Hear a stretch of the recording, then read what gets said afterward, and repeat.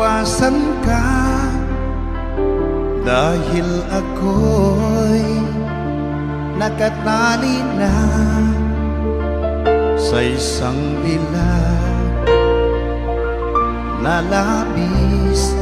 Minahal ko ng tapat at hindi magbabago kailan pa man. Ngunit habang tumatagal, sa'kin lalo kang napamahal. Ang puso ko'y nalilito dahil sa naramdaman. Ano ang aking gagawin